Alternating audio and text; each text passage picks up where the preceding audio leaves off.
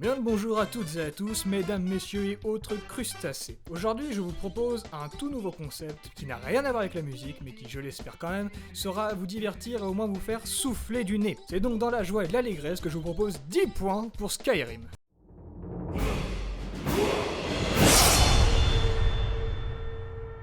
Tout d'abord, Skyrim est un jeu qui fait largement partie de mon top 3. Voilà, il nous a été offert par le studio de jeux Bethesda, et donc il fait partie de la série des... Je vais prendre mon meilleur accent. The Elder Scrolls. C'est d'ailleurs pour cette raison que certaines personnes, des gougnafiers qui plus est, l'appellent Oblivion 2 ou Morrowind 3. Eh bien sachez, si vous faites partie de ce genre de personnes, que je vous pisse à la raie. De raie, Odile de raie. Nous allons donc pouvoir commencer avec le tout premier point. Vous jouez un enfant de dragon. Alors mettons-nous d'accord, déjà pour moi un enfant de dragon c'était ça, mais non, via un procédé qui mettrait sûrement des centaines de biologistes en PLS, du sang de dragon coule dans vos veines. Et c'est-à-dire qu'en plus d'être vachement stylé, vous avez le pouvoir de crier. Ah ouais d'accord. Alors ça sonne nul comme ça, mais en vrai c'est bien, ça vous permet de lancer des sorts, et finalement vous criez aussi fort que votre daron qui vous gueulait dessus parce que vous ne connaissiez pas votre table de multiplication de 7. Voilà, donc pour résumer, vous êtes un dragon. Sans les ailes. Et sans les écailles aussi. Et sans les... En fait, oubliez, vous n'êtes pas un dragon, vous êtes juste quelqu'un qui criait très fort. Deuxième point, dans Skyrim, il est possible d'avoir un équipier qui vous accompagne durant vos folles aventures. Voilà, donc si sur le papier ça sonne très bien, en réalité, votre équipier a un problème, il a le cul d'une moule. Si on prend un exemple tout simple, mettons-nous dans la tête de votre équipier pendant 5 minutes. Devant vous se trouve une dalle suspecte et à sa droite, une grille avec des pics qui font mal sa mère. Que dois-je faire dans cette situation? A. J'attends que le feu passe au vert. B. Je m'arrête afin d'évaluer les risques pour ne pas mourir comme une merde. C. Je fonce comme un kéké des plages en Ferrari sur l'autoroute et qui double par la droite en plus. Ou bien D. La réponse D. Troisième point, pour continuer dans tout ce qui est larbin, eh bien il faut savoir que lorsque vous transportez trop de choses dans Skyrim, telles que des choses très utiles comme des bols, des cuillères aussi, mais également de la chair de rat putrifié que vous avez dans votre inventaire depuis environ 2 mois et que vous n'utiliserez jamais, eh bien vous ne pouvez plus courir. C'est-à-dire que votre vitesse passe de Usain Bolt sous coke à finalement un escargot paraplégique. Mais heureusement, vous pouvez confier tout cet équipement fort utile à votre larbin. Mais puisque votre esclave ne vous sert ni à combattre ni à résoudre les énigmes, eh bien il vous servira de coffre sur pattes qui transportera toutes vos merdes, à savoir des jolies petites fleurs rouges, jusqu'à des os de dragon pesant 15 kg chacun. Et au nombre évidemment de 7. Quatrième point, beaucoup de personnes le savent, mais si Skyrim est autant joué et apprécié encore de nos jours, c'est grâce aux mods. Et je ne parle pas forcément de mods qui aideraient à la qualité visuelle du jeu, qui le rendrait magnifique, mais je parle bien là de mods qui vous permettent de combattre les poneys de My Little Pony, de lancer des pets draconiques grâce à votre anus surpuissant, ou bien même de combattre mon cauchemar de toujours, et le cauchemar de beaucoup d'autres. Thomas. Cinquième point, dans Skyrim, en plus d'être un fils de pute, un fils de dragon, vous avez la chance d'être embauché n'importe où grâce au CV de malade que vous pouvez fournir. Oui, donc pour ce job dans cette entreprise de pins à l'effigie de Gérard Depardieu, quelles seraient vos qualifications? Eh bien, j'ai acquis une grande expérience au cours de mes aventures, c'est ce pourquoi je suis aujourd'hui le chef de la guilde des voleurs, l'oreille noire auprès de la mère de la nuit, également le héros des compagnons, le légat des impériaux. Si nous vous rappellerons. Sixième point. Les terres de bord de ciel sont saccagées par une guerre civile. Les civils meurent. Merde. Les terres de bord de ciel sont saccagées et piétinées par une guerre civile sanglante. S'opposent les impériaux aux révoltes des sombrages. La mort et la misère sont omniprésentes sur ces terres. Et le système est sur le point de se briser à chaque instant. Voilà, donc ça c'est ce que j'aurais aimé vous dire si ça avait été vrai, mais en réalité, bord de ciel a l'armée la plus claquée qu'il existe. Claqué au sol. Je parle même pas des gardes genoux défaillants, mais finalement cette armée est à l'origine de bavures policières que même la police des États-Unis trouve déplacées. Je prends un exemple tout simple. Vous êtes un assassin, vous avez tué plein de gens, ça c'est normal.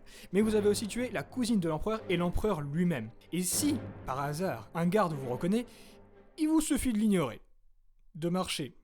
Et finalement il cherchera pas à en savoir plus, alors que vous êtes sûrement, sans aucun doute, le criminel le plus recherché de tout l'Empire. Septième point. Mais comme partout, et malgré vos cheveux gras des nordiques, vos poils de cagite et votre queue d'argonien, vous serez amené à trouver l'amour et à fonder une famille. Ah oui, c'est beau. Votre femme aimante sera à vos côtés, et vous pourrez narrer vos aventures à vos enfants qui vous admireront sans aucun doute. Vous aurais-je menti? Bien oui! Et j'ai pris beaucoup de plaisir! Non, en réalité, votre femme, qui avant de vous connaître avait sûrement une vie palpitante, va devenir une femme au foyer. D'ailleurs, elle passera ses journées à faire la cuisine et n'hésitera pas à vous donner ce qu'elle a préparé pour vous redonner un peu de vie dans vos aventures, mais également à ramener de l'argent d'une pseudo-échoppe qu'elle aurait ouvert, mais dont vous n'avez jamais entendu parler et que vous n'avez jamais vu. Vous voyez où je veux en venir? Par votre faute, votre femme est devenue une très grande commerçante, bravo! À rajouter à cela que pour vos enfants que vous avez adoptés, vous servirez de marchand de poupées, de vêtements, de fric aussi, et également d'armes. Et étant un bon père de famille, je leur ai fourni une dague draconique enchantée à eux deux. Lorsqu'ils ne veulent pas débarrasser la table, j'organise des combats. En plus de ça, vous êtes bien souvent absent, donc finalement, pour ces enfants, vous êtes à peu près comme votre père qui allait chercher des cigarettes il y a 7 ans et qui n'est jamais revenu. 8e point. Vous êtes devenu la personne la plus importante de tout bord de ciel. Vous faites partie du gratin de la société, le plus beau gratin que vous n'avez jamais vu. Mais n'oubliez pas vos origines. Lorsque le jeu commence, vous êtes sur le point d'être exécuté. Eh oui, vous êtes un criminel et sûrement un roublard. Un très bon roublard puisque vous arrivez à vous échapper. Vous avez de la chance d'être encore en liberté. Dans notre monde, ce genre de situation serait improbable, non? Comme je l'ai dit précédemment, dans Skyrim, on trouve des dragons. Et votre but sera de tous les latter. Et en particulier, un. Alduin, le plus puissant des dragons, premier-né, dévoreur des mondes. Et c'est là que tous les joueurs de Skyrim commencent à rigoler. Donc si au début, en effet, les dragons sont intimidants, ils font peur, tellement peur que vous avez souillé votre sofa et votre dignité, eh bien au fur et à mesure de vos aventures, les dragons deviendront de plus en plus easy. Aussi easy qu'un crabe qui chill à côté d'une rivière. Entendons-nous bien. C'est le but du jeu que ça devienne plus facile. Mais quand, au bout de 2 coups de hache, c'est réglé, et que le combat épique que vous devez faire contre Alduin se finit en 2 secondes, c'est que c'est pas normal. Et enfin, 10e et dernier point. Je sors un peu de l'univers du jeu pour parler plus du système, et d'une des plus grandes peurs de tous. Ça se règle assez facilement chez les PCistes, mais pour les joueurs console tels que moi, ça fait partie des plus grandes peurs. Plus grandes encore que les araignées pour les arachnophobes. Plus grandes encore que les musulmans pour Éric Zemmour. Plus grandes encore que Thomas le Petit Train. Je parle bien là des oublis de sauvegarde. Lorsqu'on joue à Skyrim sur PC, il est possible de faire des sauvegardes rapides, rien qu'avec une seule touche du clavier, ce qui évite beaucoup de problèmes. Mais pour les joueurs console, il faut aller dans le menu, et cet automatisme vient après plusieurs heures de jeu, et plusieurs erreurs aussi. Mais lorsque vous allez chez les Grisbarbes, vos futurs mentors, vous n'êtes qu'au début du jeu. Vous n'avez encore aucune expérience. Et c'est là qu'il apparaît. Du haut de son perchoir, il vous observe et sait ce qui vous attend. C'est un monstre qui vous met KO en 2 coups. Un monstre qui se régène. Un monstre qui va aussi vite que vous. Je parle du troll des... Non, pas celui-là! Voilà, du troll des glaces.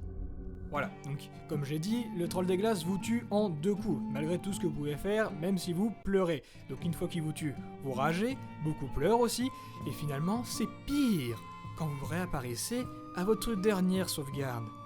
Et votre dernière sauvegarde, c'était il y a 1 heure de jeu. Mais oui! Et en plus de ça, tout ce que vous avez fait pendant cette heure, évidemment, c'était comme si ça avait jamais existé.